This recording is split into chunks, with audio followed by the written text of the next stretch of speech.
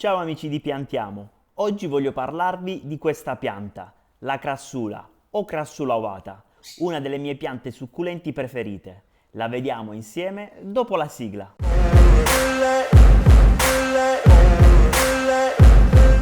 Ciao amici di Piantiamo, oggi come ti dicevo andremo a vedere come curare e coltivare questa pianta, la crassula o crassula ovata, è anche conosciuta con il nome di albero di giada, è originaria dell'Africa meridionale e appartiene alla famiglia delle crassulacee. È una pianta che nella cultura cinese è simbolo di prosperità e di abbondanza. Infatti ogni nuova fogliolina è un nuovo guadagno, non solo dal punto di vista economico, ma in tutte le aree personali. Quindi, perché non averne una? In questo video voglio darti delle indicazioni su come curarla per averla bella e rigogliosa, ma prima vediamola da vicino. Questo è un altro dei miei vasi di albero di giada e l'ho tenuto quest'inverno all'esterno, in serra fredda.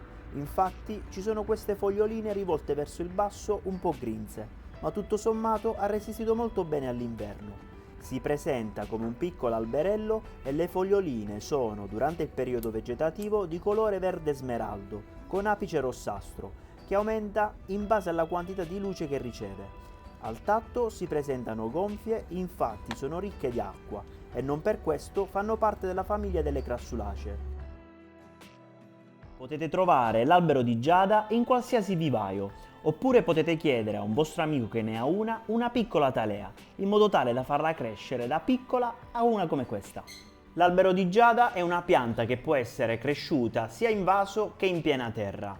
In piena terra chiaramente raggiungerà dimensioni più elevate, superando anche i 2 metri di altezza in lunghezza e in larghezza, mentre in vaso dipende dalla grandezza del vaso. Curare e coltivare questa pianta è abbastanza semplice, ha una crescita veloce durante il periodo estivo, essendo una pianta di origine africana ama il caldo. Invece per quanto riguarda il periodo invernale, questa pianta non ama temperature al di sotto dei -7 ai -10 gradi e per questo durante l'inverno conviene metterla in serra fredda.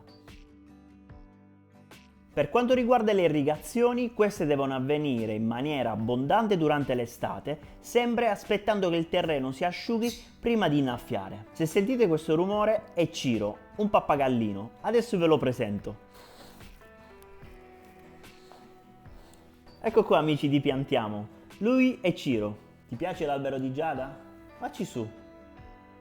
Dai. Ciro, devi stare qui, devo finire il video.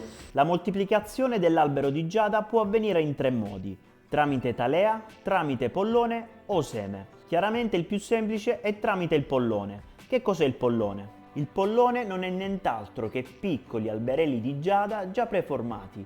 Nascono al di sotto delle radici, si possono raccogliere e possiamo metterli in altri piccoli vasi.